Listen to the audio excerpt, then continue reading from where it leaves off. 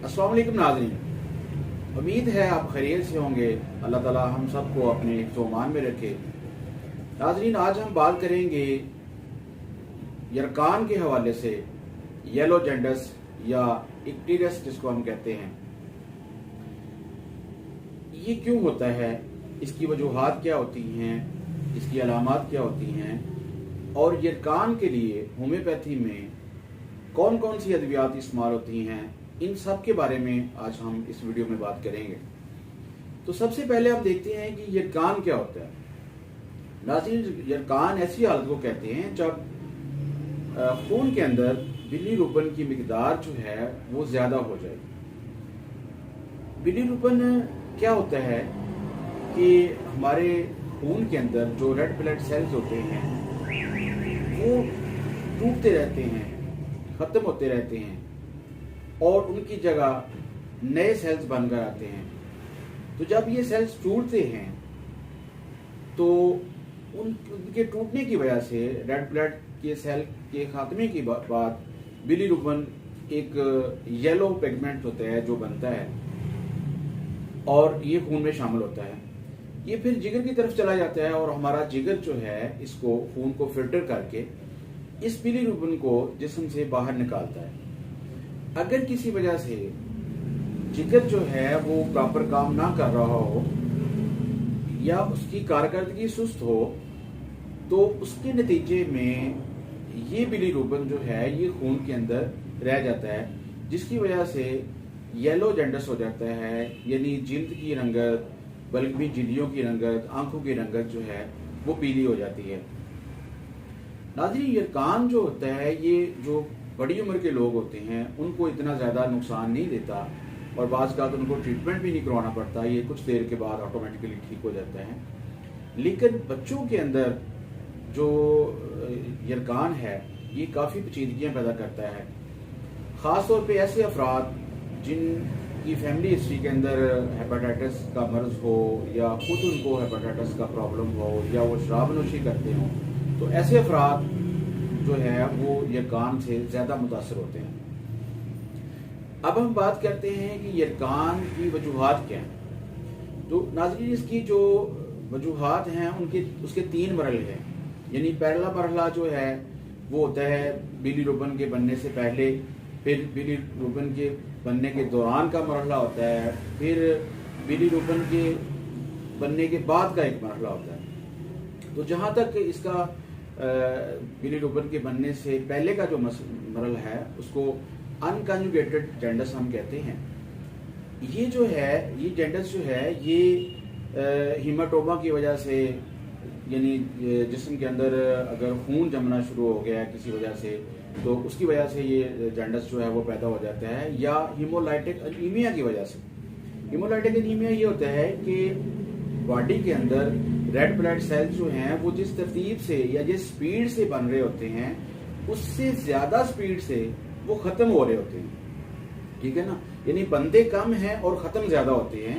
तो ये एक मरहला होता है। दूसरा है कि बिलीरुबिन की प्रोडक्शन के दौरान का जो मरहला है उसमें शराब नोशी की वजह से, ऑटोइम्यून डिजीजेस की वजह से, फिर कुछ मेडिसिन की वजह से ये जॉन्डिस जो है ये पैदा होता है। जैसे पेनिसिलिन है, जैसे माने हमल अद्वियात हैं, इनके ज़्यादा इस्तेमाल की वजह से ये मसला पैदा होता है। फिर वायरस जो है इसकी बहुत बड़ी वजह है कि इन्फेक्शन हो जाती है किसी वजह से, और ख़ास तौर पे हेपेटाइटिस ए, बी और सी की जो इन्फेक्शन है उसकी वजह, वो इसकी बुनियादी वजह बनते हैं जॉन्डिस की। नाज़रीन, अब हम बात करते हैं इसकी वजूहात क्या हैं।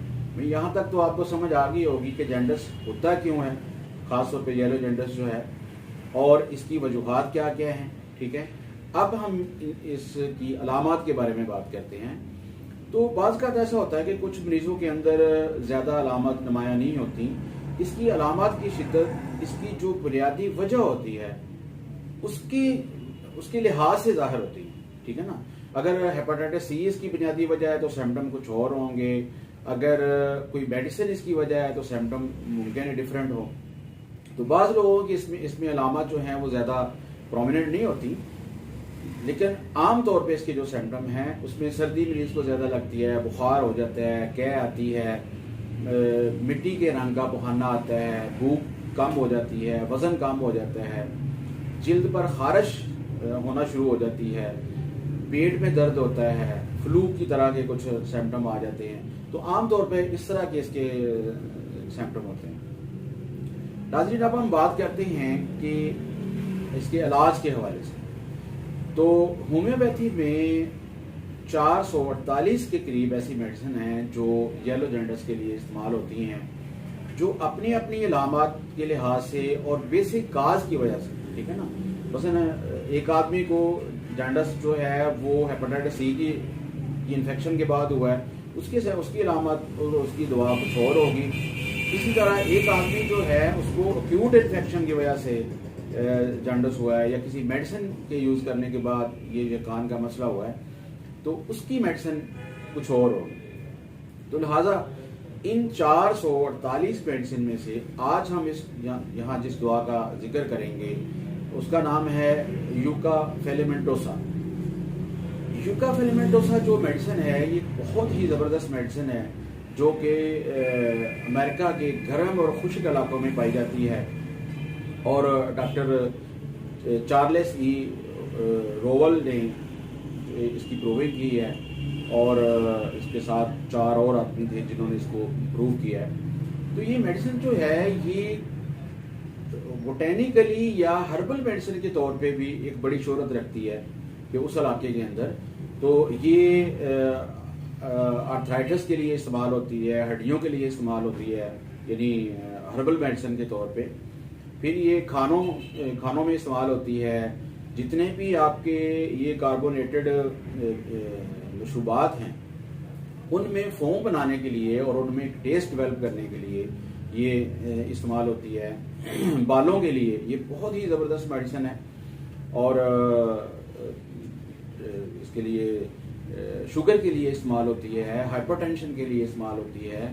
تو اس طرح کر کے یہ اس کا استعمال جو ہے وہ ہومیوپیتھک میڈیسن کے علاوہ بھی اس کا ہربل میڈیسن کے طور پہ بھی بہت عام کیا جاتا ہے. مچھلی کو یہ بے ہوش کر دیتی ہے، اس کے لیے کچھ امریکن قبائل جو ہیں وہ اس کو یوز کرتے رہے ہیں ماضی کے اندر. تو معدے کو طاقت دینے کے لیے دوا جو ہے وہ استعمال ہوتی رہی ہے. تو ناظرین ہومیوپیتھی میں جو اس کی علامات ہمیں پروونگ کے بعد ملی ہیں، جس کو ڈاکٹر چارلس نے جب پروو کیا، تو اس میں یہ ہوتا ہے کہ ہائپریمیا جو ہے وہ اس کی ایک خاص سیکٹر ہے. جگر کے اندر اجتماع خون ہو جاتا ہے، جگر جو ہے وہ سوج جاتا ہے، تلی کے اندر سویلنگ ہو جاتی ہے، پتا جو ہے وہ سوج جاتا ہے، بائل ڈکٹ جو ہے اس کے اندر انفیکشن اور سوزش ہو جاتی ہے. اگر ایسی کنڈیشن ہو تو یہ میڈیسن جو ہے وہ بہت ہی زبردست رول پلے کرتی ہے. ہیپاٹائٹس کی ایک زبردست میڈیسن ہے. اگر جگر کے اندر سوزش ہے، ہیپاٹائٹس اے ہے، بی ہے یا سی ہے، تو اس کے لیے یہ استعمال ہوتی ہے. پھر یہ ہے کہ جگر کے مقام پر بھاری پن، بوجھ اور درد محسوس ہوتا ہے، اور یہ ڈل پین ہوتی ہے. بعض کا یہ اسٹیچنگ اور ٹیئرنگ پین بھی ہوتی ہے، چبھن ہوتی ہے مریض کو بہت زیادہ. اگر ان سارے سمپٹمز کے ساتھ مریض کی جلد کی رنگت جو ہے وہ یلو ہے، اس کی زبان جو ہے وہ یلو کوٹڈ ہے، اور اس کا آئز کا جو کلر ہے وہ بھی یلو ہو گیا ہوا ہے، تو یہ میڈیسن بہت ہی زبردست جو ہے وہ کام کرتی ہے. اس کے بعد ہم دیکھتے ہیں کہ بائل ڈکٹ کے اندر یہ اگر رکاوٹ پیدا ہو گئی ہے، سوزش پیدا ہو گئی ہے، تو اس کی وجہ سے یہ میڈیسن جو ہے وہ بہت ہی زبردست کام کرتی ہے. جیسا کہ اس کی جو وجوہات جب میں نے بیان کی ہیں اس کی یرکان کی، تو اس میں جو اس کا تیسرا درجہ تھا نا، وہ میرا خیال ہے وہ رہ گیا.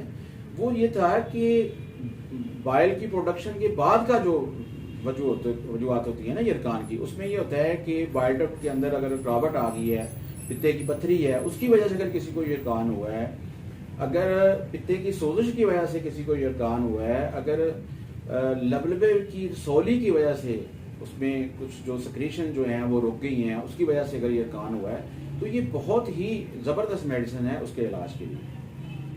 اس کے بعد یہ جو جسم کے اندر گلینڈز ہیں اس کے اوپر اس کا بہت ہی خاص اثر ہے. مثلا سپلین جو ہے اس کے اوپر، جگر کے اوپر اس کا بہت گہرا اثر ہے. پھر یہ ہے کہ لمفیٹک ٹیشوز جو ہیں ان پہ یہ دوائی بہت ہی اچھا اثر کرتی ہے.